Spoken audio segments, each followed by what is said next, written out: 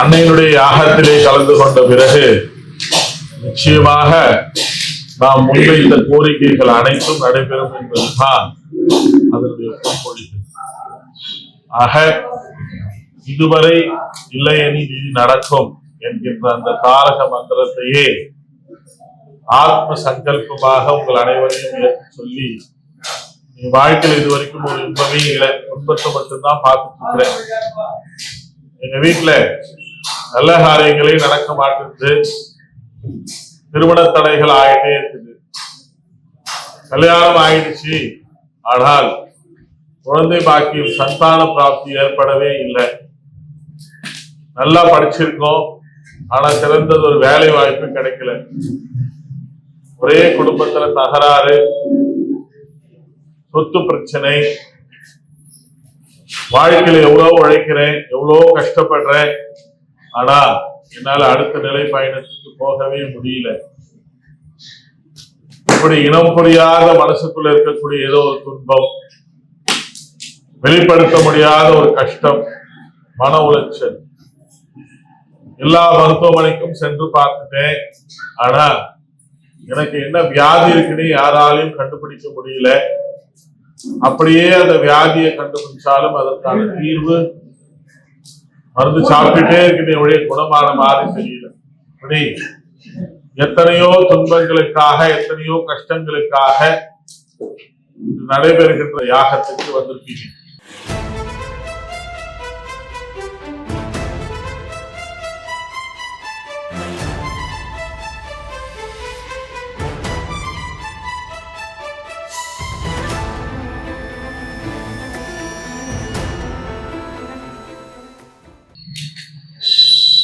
அன்னையின் பொற்பாதங்களை தொட்டு அறுதிட்டு ஒரு வாக்கு அளிக்கலாம். நிச்சயமாக நீங்கள் போகும் பொழுது அன்னையிடத்திலே வரத்தை பெற்று செல்வீர்களே ஒழிய உங்கள் கரங்களில் ஏதும் இல்லாமல் செல்ல போவது இல்லை. நிச்சயமாக என் அன்னை உங்கள் அத்தனை பேருடைய கோரிக்கையும் ஏதோ ஒரு ரூபத்திலே ஒரு மண்டல காலத்திற்குள்ளே அதற்கான விமோசனத்தை அளித்து அந்த பாதையிலே நாம் வெற்றி பயணத்தை தொடர்வதற்கும், நோயற்ற வாழ்வை பெற்று வாழ்வதற்கும், அனைத்து வளங்களையும் பெற்று வாழ்வதற்கும் ஏதோ வகையில் உங்களுக்கு ஆசீர்வதித்து அருள் பாலிப்பால். அதில் எல்லளவும் நீங்கள் சங்கடப்படவும் வேண்டாம், சந்தேகப்படவும் வேண்டாம். வாராகி என்பவள் கலியுகத்தை காப்பவள், கலியுகத்தினுடைய கண்கண்ட தெய்வம். அனைத்து ரூப சக்திகளையும் தன்னகத்தை உள்ளடக்கியவள். மகா சரஸ்வதியும் அவளே, மகாலட்சுமியும் அவளே, பார்வதியும் அவளே. மூன்று சக்திகளையும் தன்னகத்தை உள்ளடக்கி எப்பொழுதெல்லாம் துன்பம் நேர்கிறதோ, எப்பொழுதெல்லாம் மானிட சமுதாயத்திற்கு ஒரு பேரழிவு ஏற்படவிருக்கிறதோ, எப்பொழுதெல்லாம் மானிடர்கள் துன்பப்பட்டு துவண்டு நிர்கதியாக நிற்கின்றார்களோ, அப்பொழுதெல்லாம் இவளுடைய அம்சா ரூபம் என்பது விஸ்வரூபமாய் இந்த பூலோகத்திலே பரிணமித்து வெளிவந்து அனைவர் இதயங்களையும் அவளே ஆட்கொண்டு, அவளே வழிநடத்தி, அவளே வணங்க செய்து அந்த துன்பத்திலிருந்து மீட்டு தருகின்றாள் என்பதுதான் ஒரு நிச்சயமான உண்மை. ஆக இவளை வணங்க பயமில்லை, இவளை வணங்க நோய் இல்லை, இவளை வணங்க வளங்களுக்கு குறைவில்லை, இவளை வணங்க எதிர்காலத்தை பற்றிய ஒரு துன்பம் இல்லை. துன்பமில்லா இன்பத்தோடு, சந்தோஷத்தோடு, மனநிறைவோடு வாழ்வழித்து வரமளித்து நம்மை வழிகாட்டுபவள் தான் அன்னை வாராகி. அன்னை வாராகியை வணங்க நிறைய பேருக்கு பயம் சொல்லிக் கொடுத்திருப்பார்கள். ஐயோ, வாராகியை வணங்குகிறீர்களா, அவள் அப்படி ஆயிற்று இப்படி ஆயிற்று என்று நிறைய பயமுறுத்தி இருப்பார்கள். இவள் தாய்க்கு தாயானவள், குழந்தைக்கு குழந்தையானவள், காப்பதில் அனைத்தும் ஆனவள். ஆக இவளை எந்த ரூபத்தில் வேணாலும் வீட்டில் வச்சு வழிபடலாம், சிலா ரூபத்திலும் வழிபடலாம், எந்திர ரூபத்திலும் வழிபடலாம், புகைப்பட ரூபத்திலும் வழிபடலாம், கலச ஸ்தாபிதம் செய்தும் வழிபடலாம். ஏதும் இல்லாமல் அனைத்தும் அவளே நிறைந்திருப்பதாக நினைத்து மானசீகமாக மனக்கோயிலிலே கோயிலை கொண்டு கூட அவளை வழிபடலாம். எப்படி வழிபட்டாலும் அவள் நாமத்தோடு நம் இதயத்தை, நம் மனதை சரணாகதியாக அவருடைய பொற்பாதங்களிலே நாம் சமர்ப்பிக்கின்ற பொழுது அது எத்தகைய துன்பங்களாக இருந்தாலும் சரி, அதிலிருந்து நமக்கு விமோசனத்தை அளித்து, விடுதலை அளித்து, நம் வெற்றி பயணத்திற்கு நம் கரம் பிடித்து அவள் உடனிருந்து நம்மை வழிநடத்தி செல்வதே இவருடைய சுபாவம். எவ்வளவோ தெய்வங்களை பற்றி நாம் மார்க்கத்திலே கேள்விப்பட்டிருப்போம். வரம் வாங்குவதற்காக பல நூற்றாண்டுகள் தவம் இருந்த ரிஷிமார்களும் முனிமார்களையும் பற்றி எல்லாம் கேள்விப்பட்டிருப்போம்.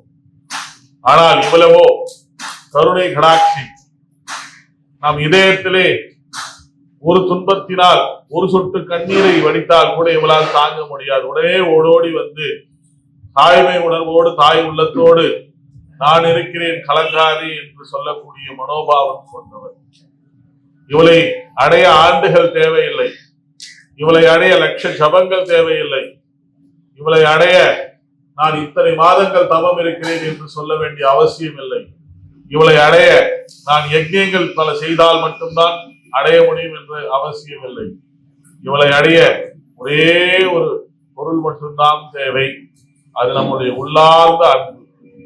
எவர் ஒருவர் உள்ளார்ந்த அன்போடு இவளை நெருங்குகிறார்களோ, எவர் ஒருவர் தன்னலமற்ற மனதோடு இவரை நெருங்குகிறார்களோ, எவர் ஒருவர் சுயநலமில்லாத மனப்போக்கில் இவரை அணுகுகிறார்களோ, எவர் ஒருவர் அவளை தாயாகவும் குழந்தையாகவும் எல்லாமாவும் பாவித்து அவளை அணுகுகிறார்களோ, எவர் ஒருவர் தம் ஹிருதயம் முழுவதும் சரணாகதி என்ற நிலையோடு அவள் பொற்பாதங்களை தொட்டு வணங்குகிறார்களோ, அடுத்த க்ஷணமே அவள் உங்களை ஆட்கொண்டு விடுவாள். இதுதான் அன்னை வாராகியினுடைய சுபாவம். ஆண்டுகள் பல தவம் ஏற்றினால் தான் இவளை அடைய முடியும் என்று சொல்பவர்கள் அற்பர்கள். அவர்கள் நிச்சயமாக இவளை அறியாதவர்கள். லட்ச ஜபங்களை சொன்னினால் மட்டும்தான் இவள் நம்முடனே வருவாள் என்று சொல்வதும் பொய்யான ஒரு வாதம். அவைகள் எல்லாம் எதுவும் அவசியமில்லை. வாராகி என்ற நாமத்தை அழைத்தாலே போதும். அம்மா வாராகி என்று கூட தெரிய தேவையில்லை. அம்மா நான் வா கஷ்டப்படுறேன், அம்மான்ற ஒற்றை சொல்லை அவளை கொண்டு அழைத்தீர்களே, ஆனால் அடுத்த நிமிஷமே ஐயோ எங்கோ என் குழந்தை பரிதவிக்கின்றாள், எங்கோ என் குழந்தை துன்பப்படுகின்றாள், நான் என்னை நம்பிவிட்டால், என்னையே சரணாகதி என்று அடைந்து விட்டால் நான் அவளை சென்று உடனே காப்பாற்றியாக வேண்டும் என்று நீங்கள் அம்மா என்ற அந்த மா என்ற வார்த்தை முடிவதற்குள்ளாகவே அவள் உங்கள் அருகாமையில் வந்து நின்று விடுவாள். இதுதான் அன்னை வாரார்.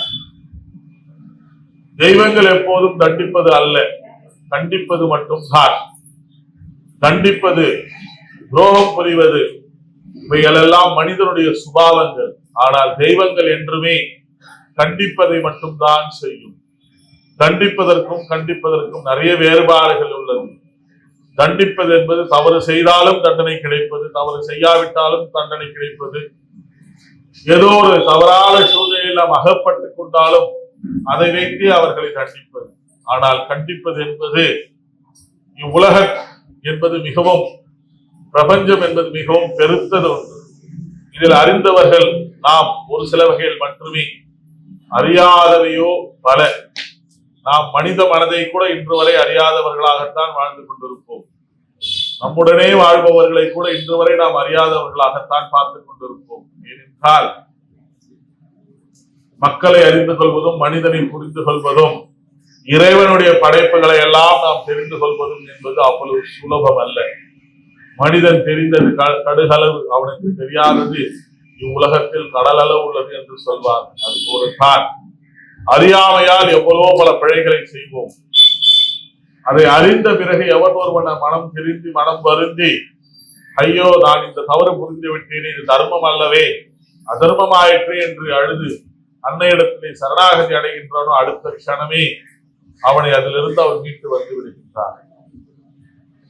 இல்லை, இது தவறு என்று தெரிந்த பிறகும் அவன் தர்மத்தின் பால் வராமல் மீண்டும் மீண்டும் அதர்மமே புரிந்து கொண்டிருக்கும் பொழுதுதான் அவள் தாயாக மாறி, அதுவும் ஒரு கடுமையான தாயாக மாறி, தன் குழந்தை எங்கே தவறான பாதையில் சென்று விடுமோ என்ற அந்த பாசத்தின் மிகுமையால் அவனை கண்டிப்பது போல தன் பாசத்தை காட்டி, இது தவறு என்று அவன் எதை சொன்னால் எதனால் உணர்த்தினால், எப்படி உணர்த்தினால் அவனால் அதை உணர முடியுமோ அந்த பாஷையிலே அவனுக்கு உணரச் செய்து அவனை கண்டித்து அவனை தர்மத்தின் பால் அழைத்து வருவது மட்டுமே இவருடைய நோக்கமாக இருக்குமே ஒழிய எவ்விடத்திலும் தாய் தன் குழந்தையை கண்டித்ததாக வரலாறும் கிடையாது. அது போன்ற நிகழ்வுகள் நகர்ந்ததும் கிடையாது. ஆக தவறான ஒரு பாதையில் போகும் பொழுதோ அல்லது அறியாமையால் அவன் தவறு செய்கின்ற பொழுதோ அல்லது இது தர்மம் அதர்மம் என்று தெரியாமல் குழம்பிக் கொண்டிருக்கின்ற பொழுதோ அல்லது எது சரி எது தவறு என்று தெரியாமல் அழுது புலம்பிக் கொண்டிருக்கின்ற பொழுதோ அல்லது நான் ஏதோ ஒரு அறியாமையால் இந்த பிழையை புரிந்து விட்டேன், இன்றுதான் எனக்கு இது புலப்படுகிறது என்று அழுது புலம்பும் பொழுதோ அவ்விடத்தில் தாயுள்ளத்தோடு வந்து நம்மை கண்டித்து வழிநடத்தி அன்பை புகட்டி தர்மத்தை புகட்டி எவ்வாறு வெற்றியடைய வேண்டும், எதை செய்தால் வெற்றி பெற முடியும் என்ற சூட்சுமத்தை நமக்கு உரைத்து இருகரம் கொண்டு அவள் வழிநடத்தி நம்மை உச்சப்பாதையில் கொண்டு சென்று சேர்ப்பாலை ஒழிய எவ்விடத்திலும் அவள் தண்டிக்கக்கூடிய தெய்வமாக இதுவரை பார்த்ததே கிடையாது.